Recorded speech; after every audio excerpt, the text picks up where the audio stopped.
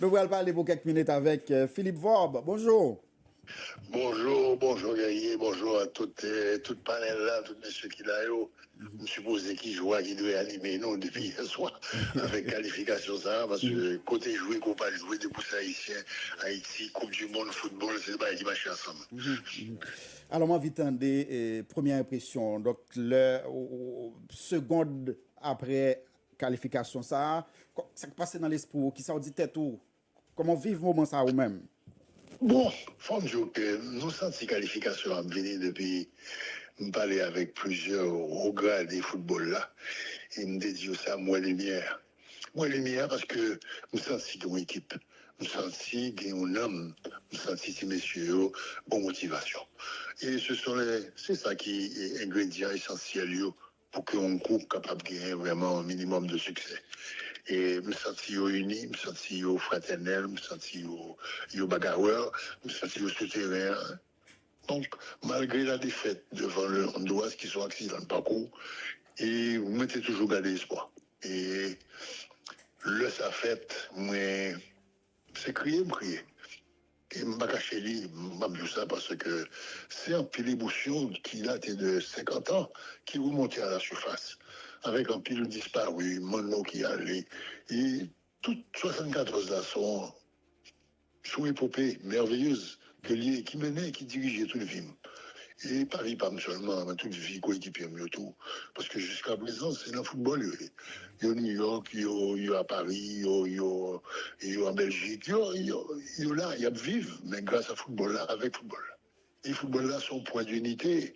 Et quand pile monde qui va jamais comprendre ça, toute la journée, un bon leader, alors ma petite parenthèse là, très légère, un bon leader toujours parler des bagages inclusifs. Mais pas rien de plus inclusif que le football. Rien, pas rien de battu. Même l'école, pas plus inclusif que le football. Donc, c'est matrice, non. C'est la non mouillée. Et vous comprenez pourquoi ça ne peut pas ici. Hein.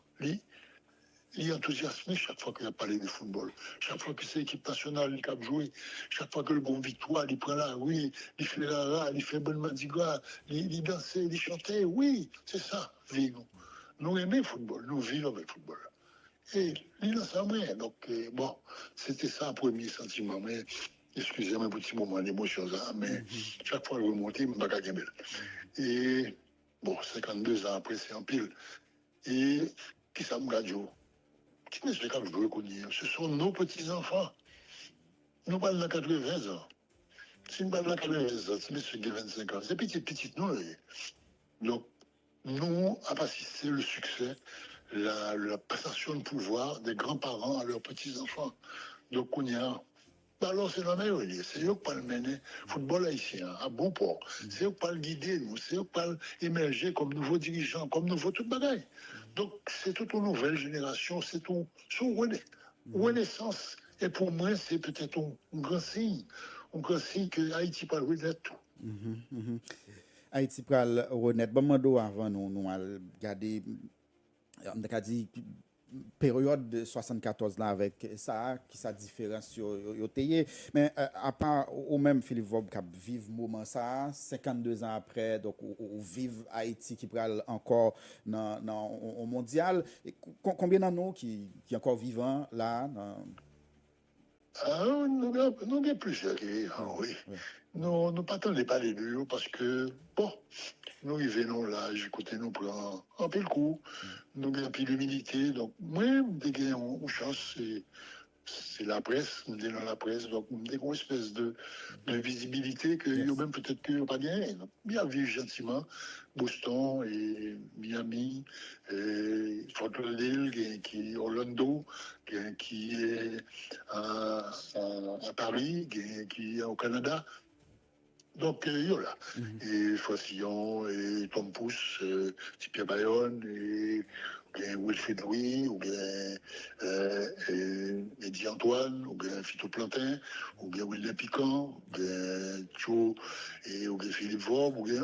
Bon, nous là, nous peut-être on disait encore vivants, et puis nous avons plusieurs disparus qui quittaient nous malheureusement, et puis malheureusement aussi. Bon, c'est le destin, c'est la vie, et nous prenons comme ça. Bon, nous là, et puis, ça qui est intéressant, c'est que nous toujours une très proche communication. Nous contactons l'un l'autre, nous prenons nouvelles l'un l'autre, nous parlons l'un l'autre. Et bon, parce que nous, c'est moi qui mandataire, mais et pour la plupart, et pour la collecte de leurs passions. Donc, je veux dire que le contact là, nous ne pas disparaître, nous toujours amis, nous toujours qu'il y a pile communication. Est-ce que dans l'analyse, puisque ou même vous été connecté avec le football là, ou fait analyse dans la radio, dans la télévision, est-ce que vous avez une explication le fait que c'est 52 ans après nous arrivons là, nous arrivons à aller de nouveau dans la mondiale? Est-ce que vous avez une explication à ça? Qui doit être fait, qui pas fait? Oui, c'est le plus bref possible parce que ça sont une grosse question. C'est la question qui prend un kilomètre de réponse. Et nous n'avons pas jamais investi dans le football. Et comme nous n'avons pas investi, nous prenons une mauvaise route. Alors, il faut faire parallèle là, rapidement. Pour 1974, c'était une aventure politique qui était guidée par un objectif politique, qui était utilisé le football là comme un instrument, pas dire de propagande, non, mais de présentation comme espèce d'ambassadeur, parce que nous avons gagné. La preuve, c'est que les non qualifiés, c'est pour ils mettaient des drapeaux noirs et rouges devant, tout le bagage. Donc, c'était l'époque. Donc, c'est grâce aussi à l'implication politique ça que nous sortis dans la misère footballistique que nous vivons là pour une grosse sélection nationale permanente qui t'a brillé, qui t'a évolué dans la Caraïbe. Bon, ça c'est son premier. Deuxièmement, qu'on y a expérience et purement sportive. Ça veut dire son expérience qui n'a pas d'implication politique là-dedans ni gouvernementale. Son implication au niveau de fédération, au niveau de la fédération mondiale de football, la FIFA. Donc, c'est deux aspects nettement différents. Nous autres, si nous pas de support gouvernement et à l'époque, nous pas arriver. Ça, c'est sûr et certain. Et deuxièmement, si nous pas de support FIFA, il n'y a pas arriver non plus. Parce que c'est FIFA qui supportait tout des pensions. Et c'est imaginer une sélection nationale qui a joué 8-10 matchs dans un pays étranger. Écoutez, c'est là, il prend Capli, c'est là, il fait tirer l'entraînement, c'est là, il loue le stade là pour jouer. Donc, à qui l'argent paye, il faut gagner un pile frais financier. Maintenant, c'est imaginer les déplacements de la sélection nationale composée de 22 joueurs qui, pour la plupart, 99,9%, c'est à l'étranger où vivent. Donc, chaque fois pour réunir à Curaçao, ce sont des billets d'avion qu'il faut envoyer à tous les joueurs, aller-retour. Et par exemple, on prend et je prends par exemple du 15 d'argent qui est très connu en Haïti, on joue formidable. Du 15, c'est en Iran, en Iran. Alors, je suis laissé imaginer un billet d'avion Iran, Curaçao, aller-retour. Et puis après ça, il y a 10 jours encore, le prochain FIFA, il y a pour le retourner encore là, pour le finir mon deuxième concentration encore. Donc, ce sont des voyages permanents avec une activité extraordinaire, fourgon service extrêmement bien organisé, qui a géré toute question ça. Donc, bon, il serait souhaitable que nous rentrions un petit peu plus en profondeur à l'occasion de qualification ça, le fonctionnement football haïtien, avec des visites à la fédération, que nous interviewer les vrais responsables pour que nous connaissions. Bon, nous-mêmes, nous vivons à côté football là, nous au courant parce que nous parlons avec eux, mais c'est leur rôle et je pense que c'est notre devoir en tant que presse d'aller au-devant de ces nouvelles vedettes du football haïtien que nous mettons en évidence, que nous parlons avec eux, même si ce n'est pas téléphone longue distance que nous faisons, mais interviewer, monsieur la parole, on fait peuple à rencontrer, fait peuple à rencontrer, donc vous entendez que vous parlez, même si et vous, qui parlez bon créole, mais il a parlé ça, on connaît, il a dit ça, on connaît. On a rencontré, on est content, on est fiers de vous, parce que ça, vous fait, c'est un bagage extraordinaire. Bon, ce n'est qu'une opinion, hein, pas en politique. Oui, Okay. Oui, non, mais moi, retenu que vous dites, qui est important là, c'est que nous n'avons pas investi dans le football. Absolument pas. Oui, l'État n'a pas investi dans le football. Et de fait, moi-même, j'ai Jacques Mel de gagner un championnat interdépartemental, c'est ça? Intercommunal, etc. Béné a bien joué, Jacques Mel, Marigot, Jacques Mel, etc. Mais ça fait longtemps ça a perdu, il n'a pas fait. Nous pas gagné un championnat national. On dit que dans le budget national, là, vous regardez quel est le budget du ministère de la Jeunesse et des Sports. Et puis là, ça va pour plus ou moins que nous pas rien. Ça veut dire que si nous pas de plan voir ça, Et nous ne pouvons pas arriver loin. Nous ne pouvons pas arriver loin. Et c'est le même problème si bon, c'est situé actuellement au championnat cap jour, championnat de club professionnel. Oui, d'accord, messieurs a organisé le football là, pas oui.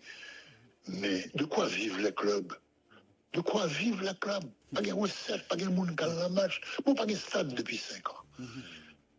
Bon, au moins, grâce à nos villes de province, nous gardons un brillant football là, qui est solide quand même, qui bat une présentation, nous honorer présence nous, de FIFA, dans la CONCACAF, dans la CONCACAF des clubs, nous avons Real, Europe, nous avons qui fait des efforts extraordinaires, de Moscou aussi. Donc, c'est sur la bataille de nous, mais c'est une bataille pour la survie. Ça veut dire que c'est la misère, oui. La gros misère.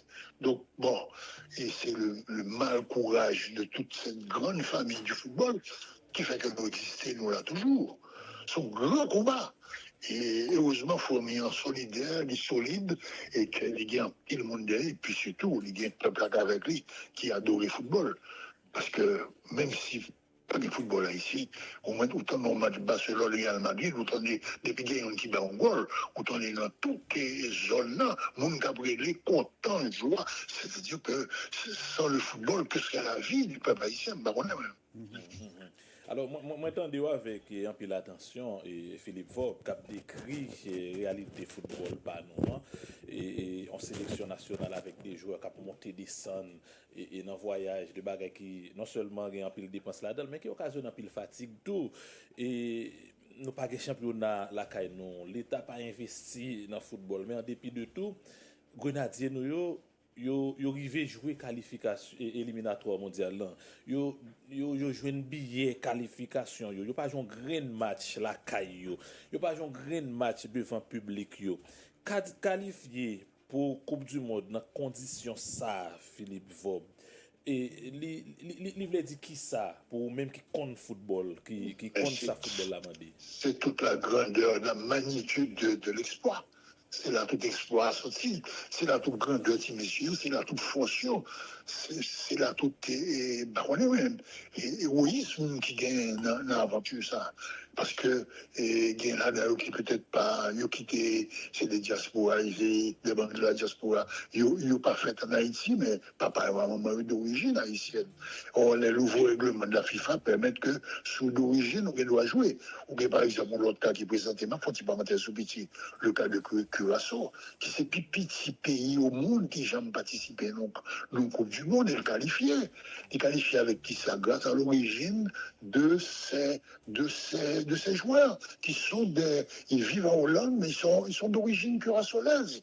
Et qu'on y a, ils ont passeport Curaçao et puis on joue pour Curaçao. Mais il n'y a pas fait dans Curaçao. Donc, ce sont l'évolution du football mondial pour l'agrandissement, le rassemblement de toute la grande famille sportive pour faire d'elle le plus grand sport au monde. C'est le football. Tant par la quantité que par la qualité, que par les finances, que par toute implication mondiale que le gagne. Bon, c'était le souhait et le vœu de la FIFA. C'est un vœu qui est réalisé. La Coupe du Monde, au début, était jouée à 16 clubs, qu'on y allait jouer à 48. Donc, dans cette zone, nous avons gagné un représentant, nous avons déjà les 6 qui qualifiés et nous sommes capables éventuellement, si on gagne un barrage continental là, nous avons gagné 2 encore. Et en l'occurrence, c'est la Jamaïque et Suriname qui peuvent jouer barrage intercontinental. Nous peuvent jouer contre l'autre pays et l'autre continent qui ont même tout le barrage là. Il y a 6 équipes qui ont un barrage. Donc, il y a 2 pas qualifiés définitivement pour la Coupe du Monde. Après, les barrages. Donc, il y a encore peut-être une possibilité. Donc, voilà l'ouverture actuelle du football mondial pour la progression, pour le bien-être et pour le rapprochement du monde. Donc, c'est des grands mouvements mondiaux et qu'on discuté là depuis bien longtemps déjà. Et bon, nous rentrons là-dedans, heureusement. Mais vu la pauvreté de nos investissements, le football haïtien livré à lui-même, tout seul, face à ces grands que sont le Mexique, le Canada, les États-Unis, nous ne jamais passer. Jamais. C'est l'apport de nos joueurs internationaux qui gagnent cap jouer en Angleterre, qui gagnent cap jouer aux États-Unis, qui gagnent cap jouer en France, qui gagnent cap jouer en Iran, qui gagnent cap jouer en Israël, qui y a joué en Turquie. Donc, c'est la balade des grands poètes haïtiens. C'est comme ça, moi, Léon, mais. Parce que M. ça s'est écrit avec le football là. Il a déposé la marque haïtienne partout en Europe. Le connaît. Et lui, c'est ça de il a joué au Danemark en première division. Donc, quand il les entrées là, ça a dit que c'est monsieur pour un volume de jeu, un volume et professionnalisme dans la caillou qui s'échappe au bas. Ça veut dire que heureusement pour nous, c'est la qualité de cet effectif là qui fait que nous sommes capables d'une équipe nationale compétitive au niveau international pour le moment. Qui pays qui invite nous? C'est les grands pays qui invitent nous. Bon, et ça c'est au niveau masculin, mais au niveau féminin, c'est même Pepe Pla qui a joué. Là, je dis même Pepe Pla, c'est dans le sens que c'est même musique-là. Musique-là, c'est que toutes aux internationales haïtiennes, elles sont toutes à l'étranger.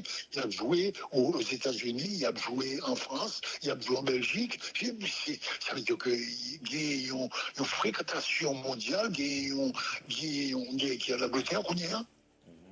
Donc ça veut dire que nous avons une compétitivité mondiale qui est entrée sur nous et qu'elle a exploité. Et c'est formidable pour le pays et pour la jeunesse. Et est-ce à dire, Philippe Vob, que oui, le talent est là, mais il en faut beaucoup plus. Il faut gagner plus encadrement, plus investissement si vous voulez aller plus loin et faire plus belle performance dans le mondial là?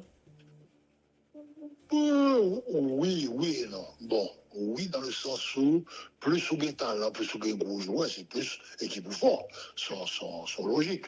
Mais maintenant, il faut de la compétitivité. Qu'on y a là, il faut qu'on gagne des stades adéquats, des installations adéquates et qui permettent que on recevoir des grands matchs. Qu'on y a un stade 6-14, son stade qui est obsolète, son stade qui est construit, excusez-moi, c'est le même chiffre qui revient en 1952.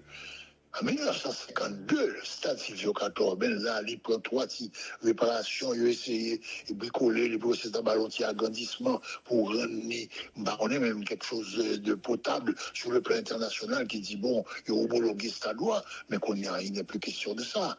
Donc, il est à envisager d'urgence qu'on est dans les projets d'urbanisation haïtienne et de développement que la construction de stades, mon vieux. C'est pas possible que nous, là, toujours, dans le béquet, alors que le football a tellement satisfaction déjà, tel qu'il est au niveau sportif, presque tout de gloire que nous gagnons. À part qu'on y a un sport karaté, qu'on s'est bâti succès. Mais tout c'est dans le football. Nous champions régional, nous champions intercontinental, nous champions et CONCACAF. Mais tout ça, c'est football, là. N'a pas quitter aller Philippe Vob, mais sûr que gagner par exemple moi gagner 2-3 joueurs qui ont même font vidéo pour dire où faire pays pour être capable de rentrer ou même jouer dans le stade Silvio 14 ma vie et par exemple nous-mêmes en 74 on a retourné en Haïti et comment ça a été est-ce que c'était même engouement ça côté que full le monde te débarqué vient recevoir nous et imaginez que jeunes sayo qui ont même bien et souhaité recevoir que citoyens haïtiens recevoir comme ça il n'y a pas de possibilité ça c'est terrible c'est terrible bon pour 74 non il n'y a pas de recevoir comme ça et nous dit tout à l'heure de faire description pour nous c'était une aventure politique et il y a un pays horrible décision que Jean Brun a révoqué cette élection après la Coupe du Monde. Donc, c'était vraiment en même temps, si vous voulez, un projet et en même temps, tout, on chute aux enfers. Okay. Et parce que là, pour telle mesure, ou révoquer ça, ou couper tête football haïtien. Parce que la sélection nationale, c'est l'émergence, c'est la représentativité. Donc, c'est la tête du football haïtien. Ou couper tête là, mais qui s'appelle quoi tomber en décrépitude.